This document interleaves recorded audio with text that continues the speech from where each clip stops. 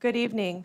We would like to call to order the June 9th regular meeting of the Willoughby Eastlake City Schools Board of Education. This meeting is being held in accordance with Section 3313.15 of the Ohio Revised Code. Mr. Tarnello, will you please call the roll? Ms. Bear, Here. Ms. Miller, Here. Ms. Schatzman, Here. Ms. Menser, Here. Ms. Verdi is absent. We do have a quorum. Please join me in saying the Pledge of Allegiance. I pledge allegiance to the flag of the United States of America and to the republic for which it stands, one nation, under God, indivisible, with liberty and justice for all. We would like to welcome everybody to our meeting this evening. To ensure everyone is aware of the way these meetings operate, we want to share the following. Prior to this evening, each board member has received for their review and consideration the agenda and materials associated with each agenda item for the board's approval. Board members can discuss the items with the superintendent and treasurer. Board members are not permitted per Ohio Meetings Act and Sunshine Laws to conduct conversations regarding board business outside of a public meeting. Tonight will be the first time the board can conduct conversations as a whole regarding the items on tonight's agenda. Board meeting agendas are always available through the district's website for public viewing prior to the board meeting. Community members can always email the board with questions or come and participate in the public comment portion of our meeting. Public comment provides an opportunity for the community to address the school board directly. In order to participate in public comments, participants would sign up before the meeting. When signing up, you are provided a copy of our public participation policy. Participants are asked to abide by those requirements. We will now move on to our agenda. Do I hear a motion to approve our agenda? Madam President, I motion to approve our agenda. Do I hear a second? I'll second that. Discussion? Mr. Charnello? Ms. Bear, Yes. Ms. Miller, Yes. Ms. Schatzman, Yes. Ms. Menser. Yes. Motion carries 4-0. We'll move on to item 3A, public comment. Mr. Charnello, do we have anyone this evening? Margaret Gornick.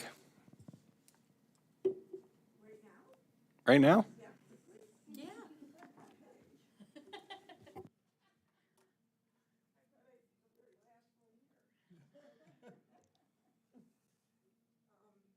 Does anybody ever watch? Oh, it's right there? Don't start it yet. Don't start it.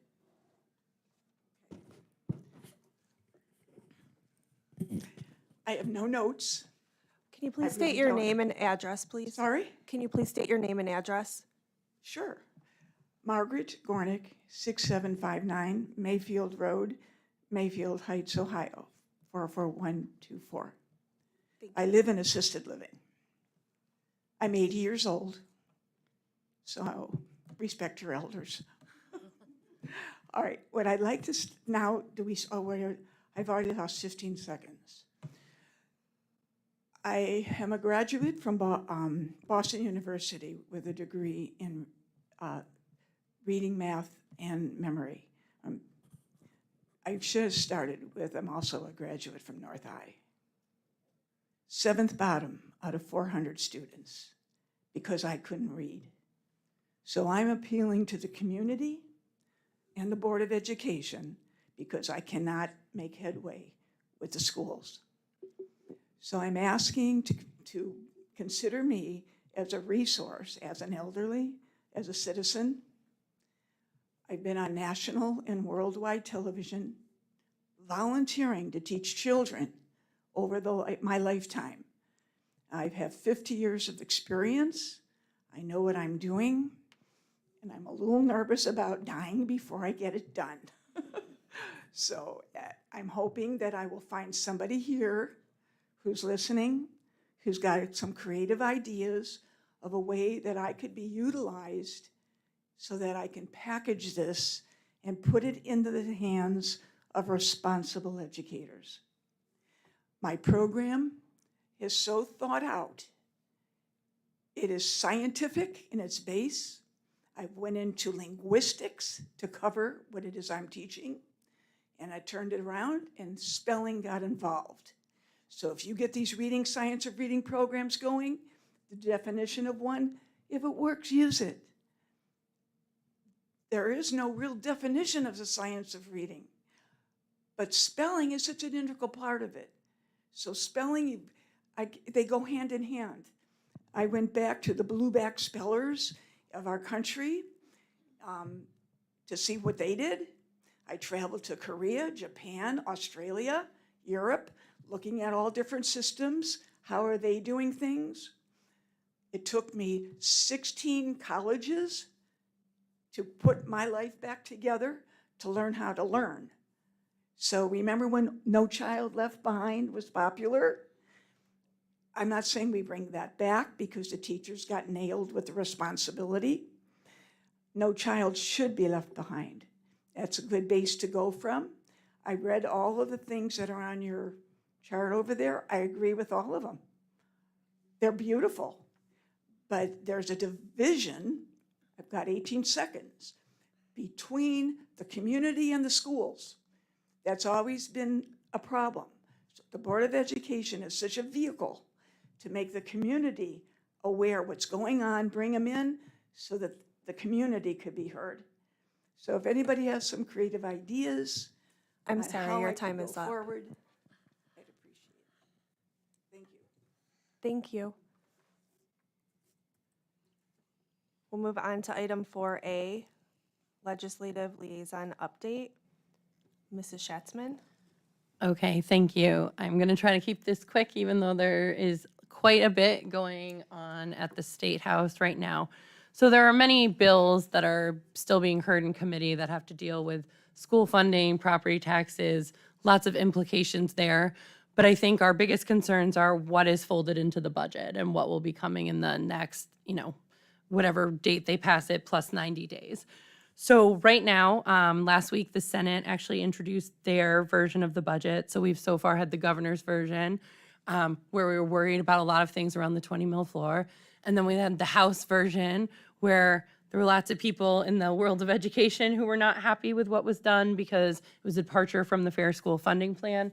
However, for us, they took out the language around the 20 mil floor that could dramatically impact our funding levels. So in the Senate version, unfortunately, that came back. So very quickly last week, Nick and Dr. Ward and I met to sort of strategize on what the impacts were to our district and what we could do. Unfortunately, we couldn't get down there on the short notice in person to testify. However, we submitted testimony and heard back from both Representative Troy's office and Senator Serino's office saying that the testimony was received by both of them. Specifically, Rep. Troy's legislative aide said that he was in agreement with our testimony. And so I thought I'd take this time to read it here so that members of our community who maybe don't know how to, even though it's all a public record, how to find this online on the Senate Finance Committee website could listen here or find it as a follow-up to this meeting. So that was what I was going to spend my time with, and then answer any board members' questions if there are follow-up questions. And hopefully Mr. Ciernello will help me if they're about the finances and impacts. So it says, Chair Serino, Vice Chair Chavez, Ranking Member Hicks Hudson, and members of the Senate Finance Committee, thank you for the opportunity to provide testimony on Substitute House Bill 96. My name is Jamie Schatzman, and I serve as the Vice President and Legislative Liaison for the Willoughby-Eastlake Board of Education.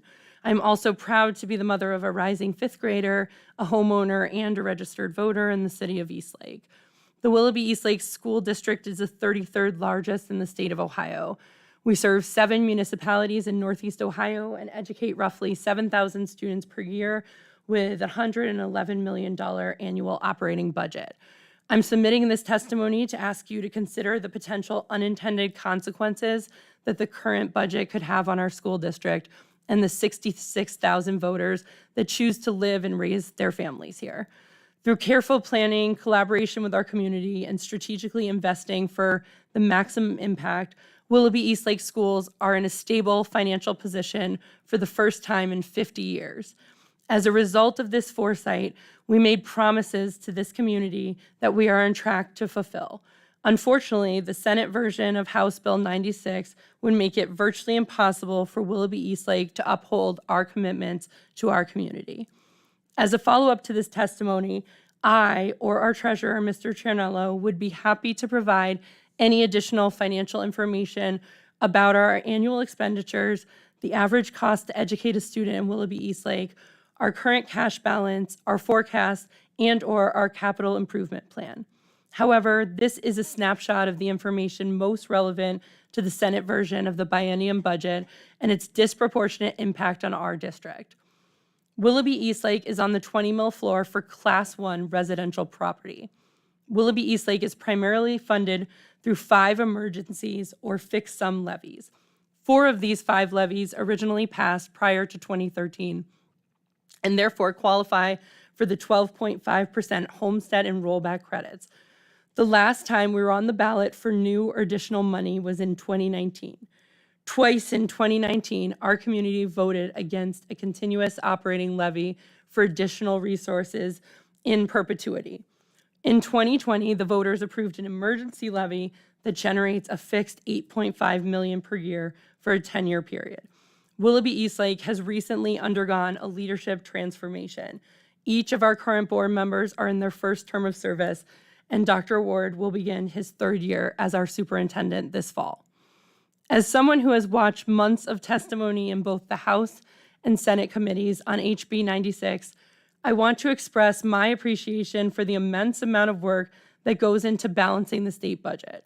And that's why, perhaps surprisingly, I'm not asking for additional money for our school district. Actually, I agree with many of the points I've heard this committee make. For example, I agree that the name emergency levy is both confusing and inconsistent with the manner in which these fixed sum levies have been used in districts like mine. I also understand the urgent need for property tax relief, particularly for older Ohioans who are on a fixed income. And I agree that continuing to invest in public education without acknowledging that schools need to shift to reflect the changing world in front of us is not a sustainable path forward.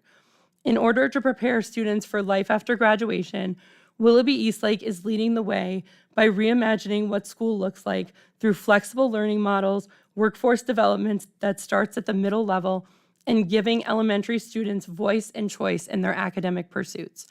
We still have significant work ahead of us, but we have a clear path forward. At least we did have a clear path forward, but we are simply unable to uphold our end of the rules of engagement if the rules of engagement suddenly change. As fellow elected officials, I'm confident that you understand how breaking the promises we made to our community would erode all of the trust we've built in our school district. My goal is not to debate the fairness of the 20 mil floor or to argue for or against certain types of levies. Instead, I want to bring your attention to the predicament we're in. While I don't believe we are unique in our use of the emergency levy, our reliance on emergency levies as our primary funding source makes our district an outlier. For better or worse, our predecessors used emergency levies to operate the school district, and our community has repeatedly voiced and demonstrated at the ballot box that they prefer the time-limited levies.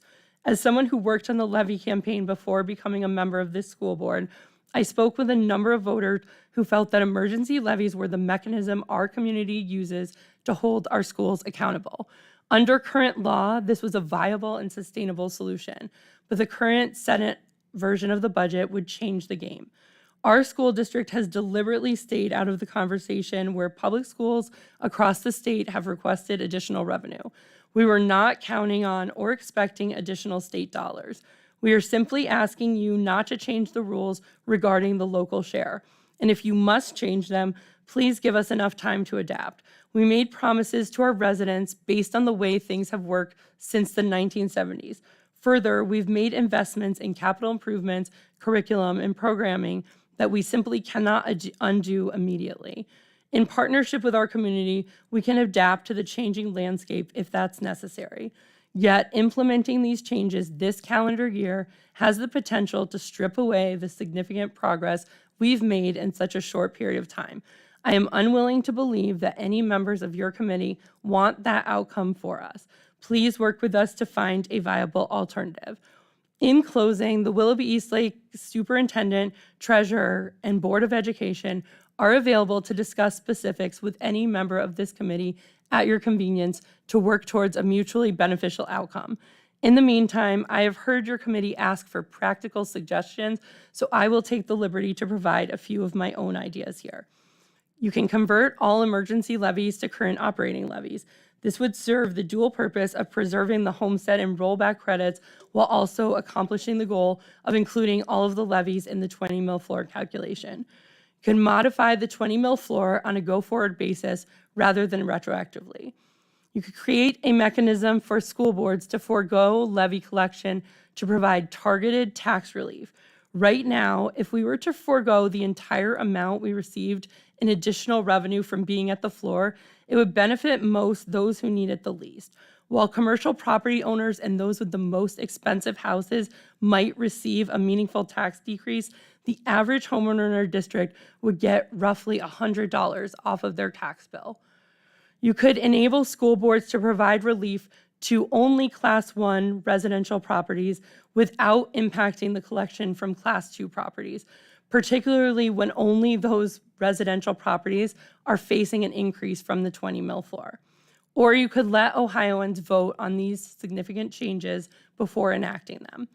Thank you again for your time and attention. We welcome further discussions and urge you to reconsider the unintended consequences of enacting this legislation too quickly. So that's what we submitted. Thank you for doing that. That's exactly why we have you as the legislative liaison. Correct. We appreciate you listening to all the testimony and submitting that on our behalf, and also sending it to us to review prior to you submitting it. Yes. It's a tricky balance with all of the sunshine laws where, we meet in a small group and then we're able to say FYI. And when we don't hear back from someone saying, this is absolutely not reflective. So, I think we are always very careful about navigating that, but also keeping everyone in the loop so that I would never speak if I didn't feel like it represented everything that was good for this district and good for the board. And that's, I think, how we've operated for the past few years.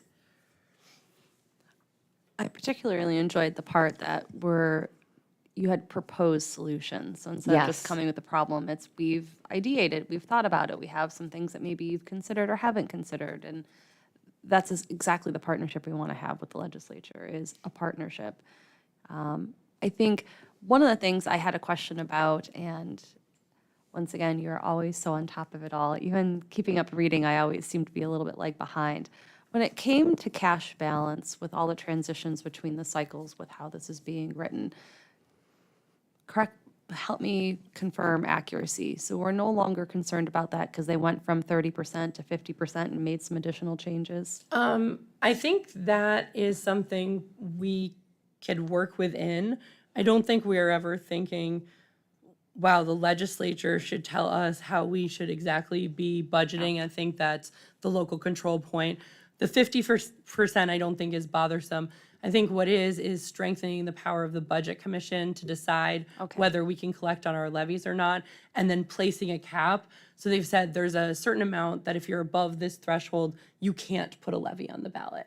So what if your community has an appetite for, some kind of project or initiative and you simply can't fund it?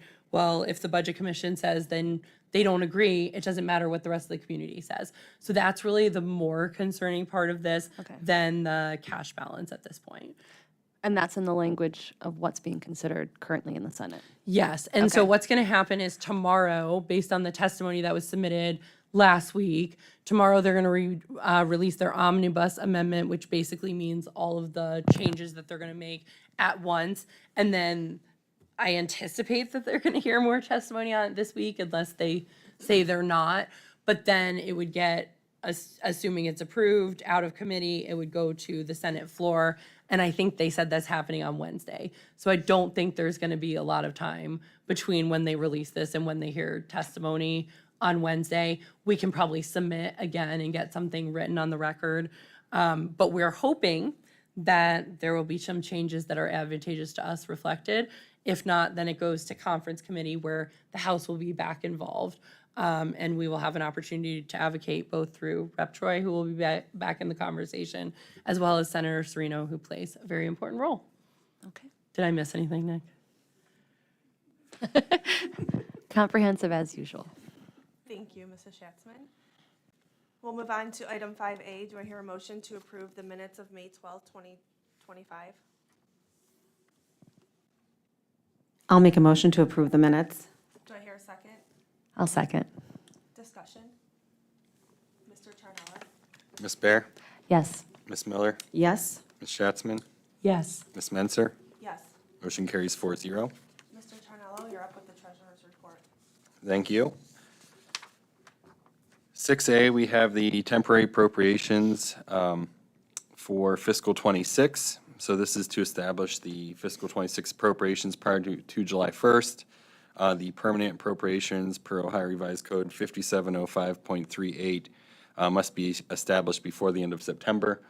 So sometime in, I don't know, August, September, we will adopt those permanent appropriations. Until then, these temporary appropriations allow us to begin spending fiscal '26 funds.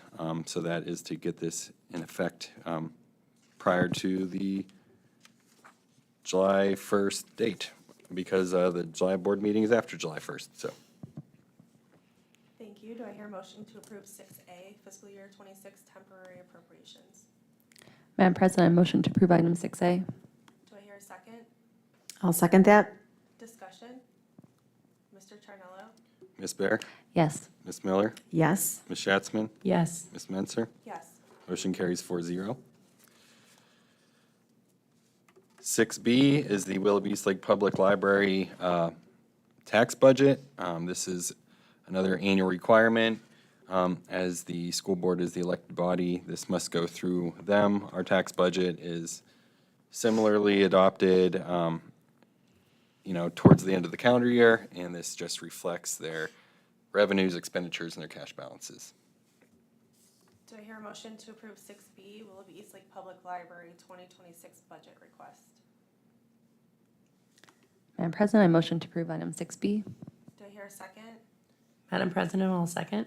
Discussion? Mr. Charnello? Ms. Bear? Yes. Ms. Miller? Yes. Ms. Schatzman? Yes. Ms. Menser? Yes. Motion carries 4-0. 6C, amendment to the transportation agreement. Historically, our mechanics have been district employees under the OPC bargaining unit. This year, due to operational challenges, we did negotiate with Peterman to assume those services in exchange for one of the credits that we negotiated a couple years ago. This is the $410,000 annual credit. And they are willing to hire 5 mechanics and 1 foreman, and that amount is significantly more than the annual credit that they are taking on. So we're getting a good value, for our dollar. So they're doing that for the final 2 years of the contract. Then when we go back out to bid, I will assume, see that back within, their billing. And then in Agenda 7, or I guess it's now 8B, so the union did agree to remove the mechanics from the bargaining unit, but in return, each member of the bargaining unit will receive a $1,000 payment. It's a one-time payment. This is funded through cost savings generated by transitioning 1 month early on our mechanics, because since we had, I think, only 1 mechanic when we needed 5, we had to hire outside mechanics at the sum of about $60,000 a month. So that $60,000 savings, we turned around and gave some of that back to the bargaining unit in exchange for moving quickly and allowing us to outsource them effective June 1st. So that's what I wanted to, they're kind of tied together. That's why I want to talk about those 2 items together. Thank you. Do I hear a motion to approve 6C, amendment to transportation agreement? Madam President, I make a motion to approve 6C, amendment to transportation agreement. Do I hear a second? I'll second that. Discussion? Mr. Charnello? Ms. Bear? Yes. Ms. Miller? Yes. Ms. Schatzman? Yes. Ms. Menser? Yes. Motion carries 4-0. 6D is the depository agreement with Huntington Bank. So after going through the bid process, we determined that Huntington gave us the most competitive package. We liked their system. Their location was very convenient for our courier. And from our current banking relationship, we'll save over $100,000 per year between reduced fees, and they're willing to give excess earnings credit in the form of hybrid interest. So normally earnings credit, if you don't use it, you lose it. They're willing to give it back to us in the form of interest, which was very enticing. Thank you. Do I hear a motion to approve 6D depository agreement? I'll make a motion to approve 6D. Do I hear a second? I'll second. Discussion? So, Mr. Chanelo, you said it was about $100,000 that we would save or get back in credit through this. So thank you to your office for proactively doing that. I know we've talked a lot about finding ways as we're going through and reviewing contracts to either be able to take advantage of more services and a better partnership or cut costs. So thank you for doing that. Yes, thank you very much. Does anyone else have anything? Mr. Charnello? Ms. Bear? Yes. Ms. Miller? Yes. Ms. Schatzman? Yes. Ms. Menzer? Yes. Motion carries 4-0.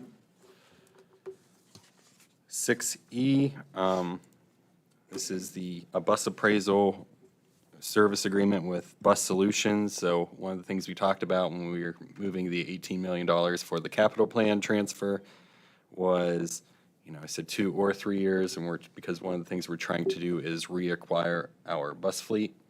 Right now, I think we have 71 route buses, 65 of which are Petermans.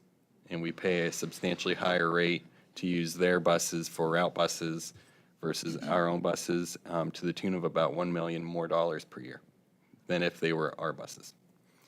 So now that we have dedicated funds that could be used to reacquire our bus fleet, now the reason why you lease is because you don't have money.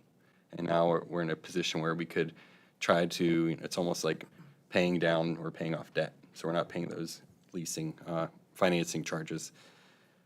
Peterman set a value for their bus fleet that I felt was a little high. And after getting a second opinion from someone at the ESC, I requested an appraisal. And after some back and forth, they finally agreed that we can get an appraisal and they will agree with whatever value the appraiser comes up with. So while it could be, with travel and everything, maybe $13,000, I think at least we know, we're paying for what the actual bus fleet is worth and not anything more than that. Thank you. Do I hear a motion to approve 6E bus appraisal? Madam President, I motion to approve item 6E. Do I hear a second? I'll second that. Discussion? So I asked Mr. Chernello about this when I saw it on there. And I think one of the most valuable things about this is also it gives us the flexibility to have a good partnership with our vendor, because if Peterman owns all of our buses and it takes, I've heard other boards say, a year sometimes to get a new bus, and they own 65 of our 71 buses, how could we ever make a different decision about busing unless we had the money to upfront buy over time, 65 buses? So us owning our fleet of buses gives us the flexibility to make a decision that works for us going forward. And I think, as we talk about local control, these are ways we can do it. And that's why, allocating the dollars to these types of things is both important for saving money immediately, but also keeping our vendor relationships healthy over time. So thank you. I think having items like this on an agenda, it's easy to make a decision as a board member because you're constantly keeping us up to date with the weekly memos. And I think more importantly, you've kind of laid out a vision that helps us understand why you're focusing on certain things to free money up for other things that we prioritized as a board. And that action is much appreciated because we know we can use those funds in other ways to help the district continue to be healthy. So thank you. I agree. I love that Nick thinks outside the box a lot. You do. Like it's you go places where, we haven't gone before. So it's great. And you always keep us updated and I love that. Thank you. Appreciate it. Thank you. Mr. Charnello? Ms. Bear? Yes. Ms. Miller? Yes. Ms. Schatzman? Yes. Ms. Menzer? Yes. Motion carries 4-0. And now for the consent calendar portion of the report. I made sure to put them all online this time. I was going to say thank you for honoring my request, so everything is lumped together. We are now this is for the monthly financials ending May 31st. We're now approximately 92% through the fiscal year, so we're in the last month of the fiscal year right now. The majority of anticipated revenue has been received. We expect to receive some additional revenue in the form of state foundation as well as reimbursement related to the Science of Reading Initiative. But to date, we have received 98% of our projected revenues. Expenditures in May increased significantly due to the transfer for the capital plan. Despite this, our overall spending remains below budget, primarily driven by savings and purchase services, including transportation and utilities. We will finalize lump sum supplemental contracts in June, now that the school year has concluded, and our interest rates are remaining steady. But we did realize an increase in our interest earnings in the amount of $167,000 more than last year at this time, which is a 7% increase. And our office right now is focusing on wrapping up the fiscal 25 school year. So in July, we will be in fiscal 26, well, hopefully. 6G, advance of funds. While the O24 insurance fund is gradually increasing its reserves, it's just not quite at the amount it needs to meet Ohio Revised Code 9.833. So these funds will be sent from the general fund to the O24 across fiscal 25 and then be sent back to the general fund in fiscal 26. Establishment of new accounts.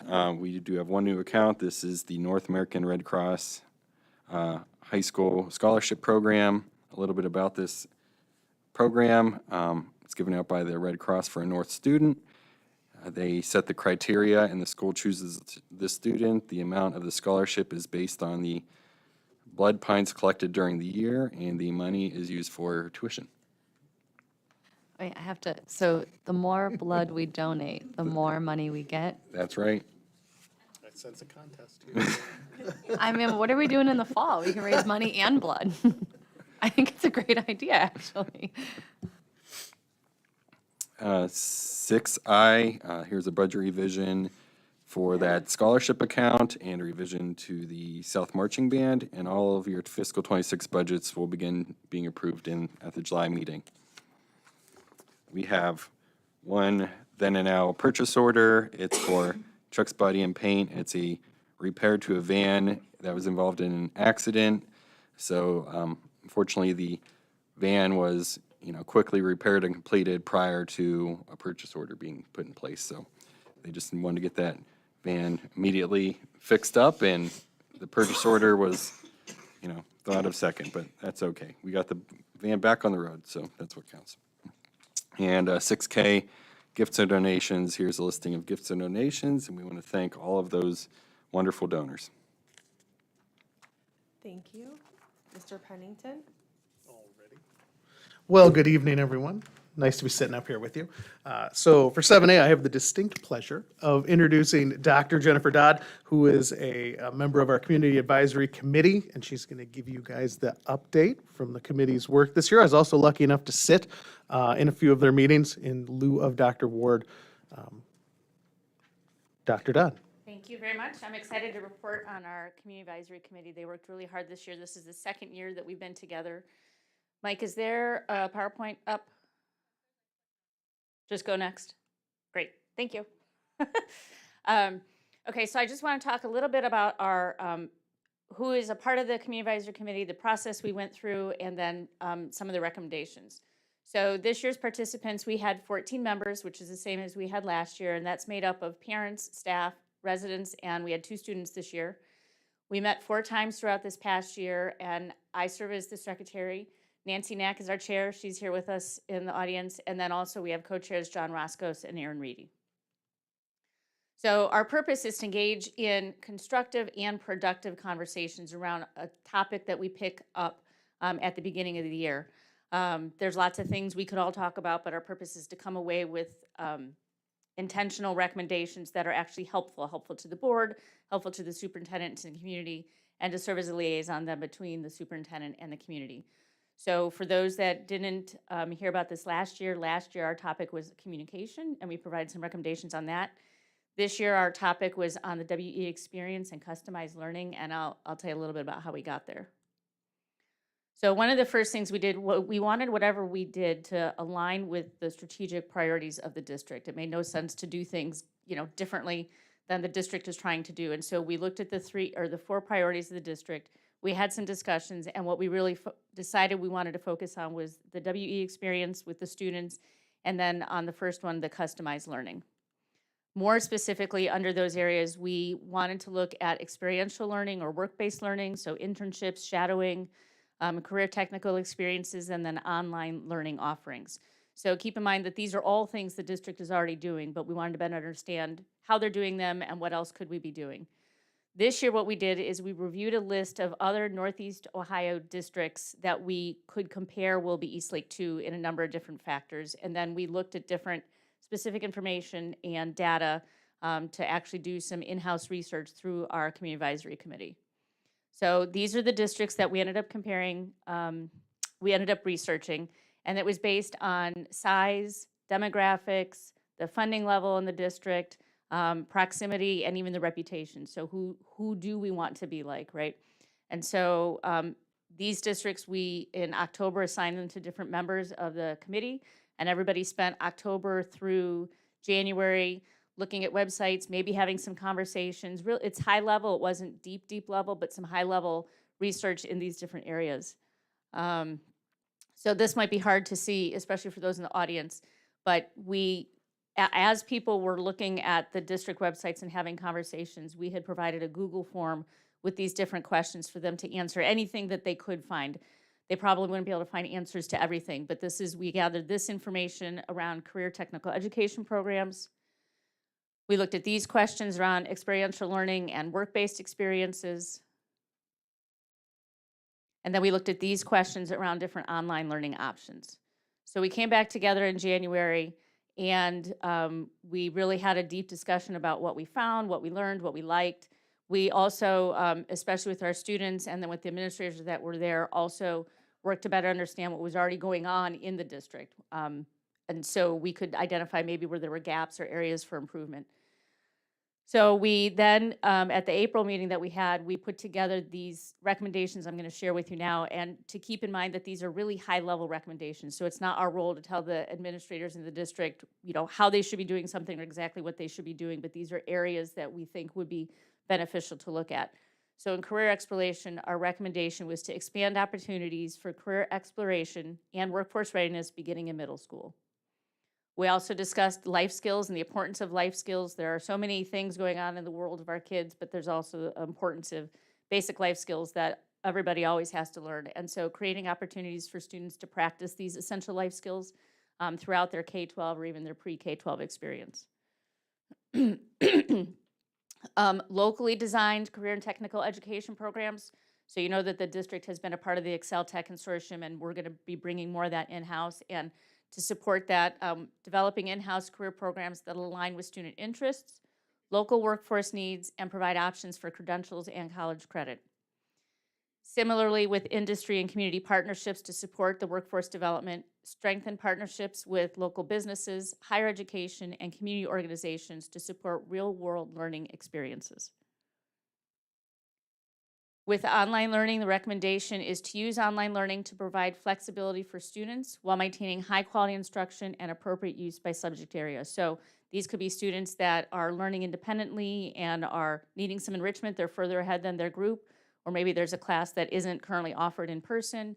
It can also be used for credit recovery or students that just don't engage well within the classroom so they can have a better learning experience. And then all of this wrapped together around equitable access. So ensuring all students have equitable access to the programs, courses, and pathways across all schools and grade levels. And so at our last meeting, our conversation sort of kept going, and we had a lot of energy in the room, and the group started talking about, well, what do we want to do next year? Because April was our last meeting. And so where we think we would like to head is continuing this look at the student experiences and really focusing on the middle school experience, which is challenging for any of us who were in middle school before and continues to be challenging. And then also the building to building transitions. So middle school to high school, elementary to middle school, even pre-K to kindergarten. And so that's where we're at right now. We're really excited about the work that we did. The group has been a fantastic group to work with. And so we thank you for your time and letting us share this.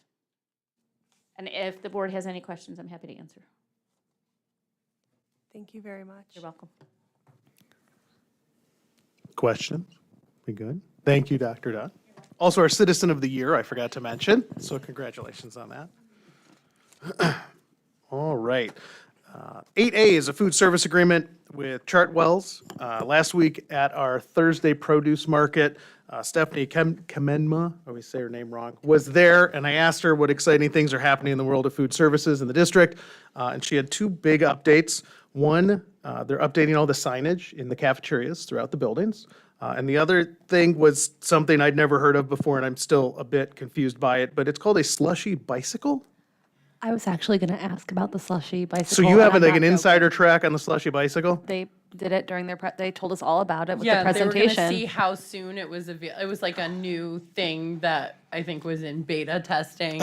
Yeah. You know, which that's something I think You don't want to want get it be- wrong, kids, Yeah, yeah. I don't think you want a smoothie or slushy bicycle to go poorly live. That could, So I think it's finally ready, maybe.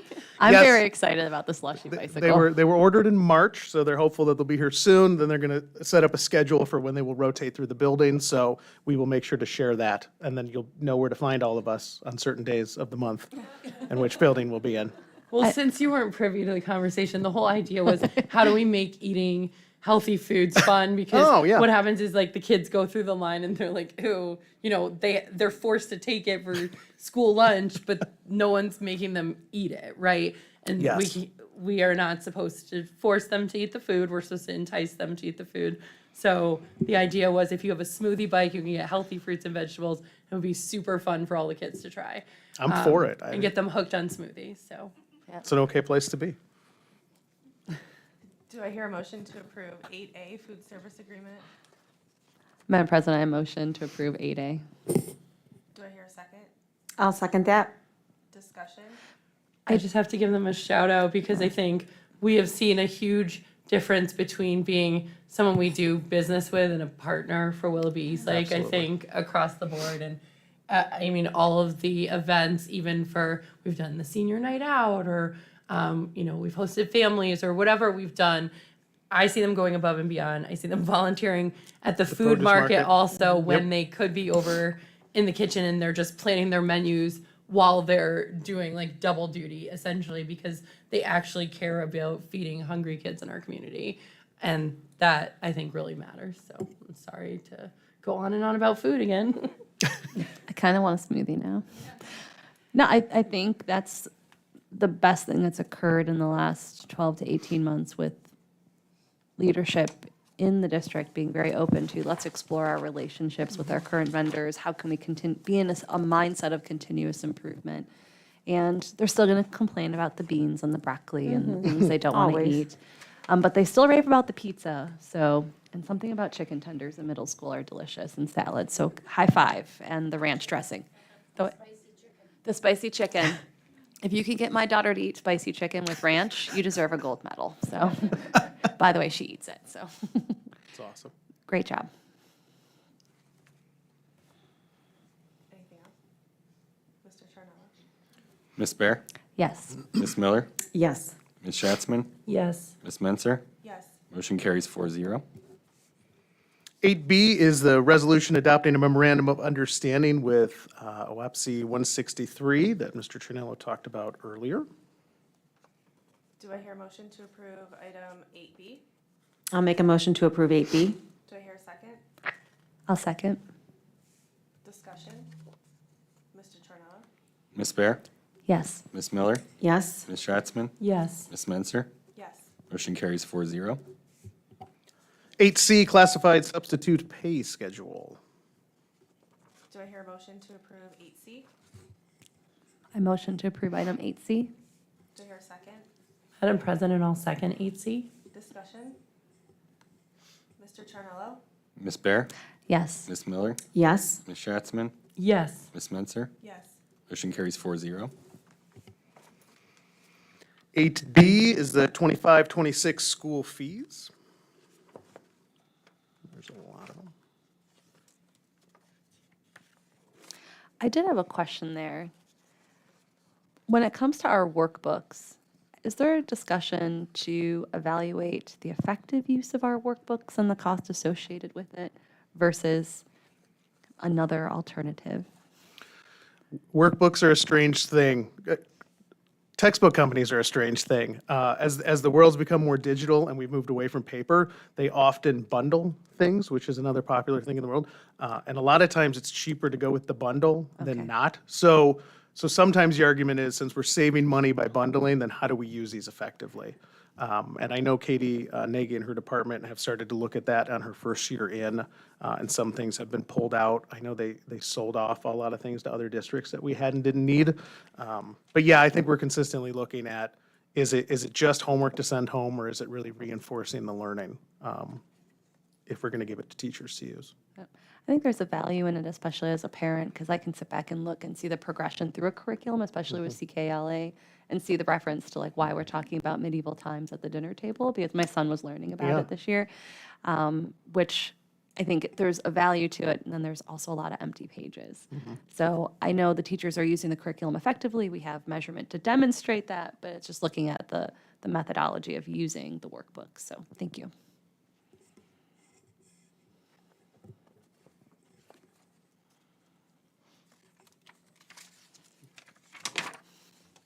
It was very helpful. Thank you, Nick. I don't have my glasses. No, it was last month. 8E is the 25-26 co-curricular activity fee schedule. The only change on this one was Northern Lights Choir at North added participation fee in there. What's wrong? That's teamwork at its finest. I didn't Post-it note everything, Mr. Trinello. I was trying to save money. 8F is contract for furnishing school pictures, sticking with Serenos. 8G is special service agreement for ESY. See, you did ruin it now for me. Did he mess with your groove? Oh, there's two 8I, overnight out-of-state trip.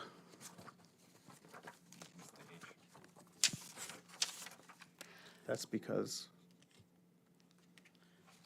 So we have North going to Walt Disney World. yes, 8H is North. High school band and choir is going to Walt Disney World. Pretty yearly one. I'll be redundant, say 8AI again. It's the overnight trip to New York City for South High School class of 2026. Scary, we're talking about that already. 8J is approval of policy 5223, released time for religious instruction.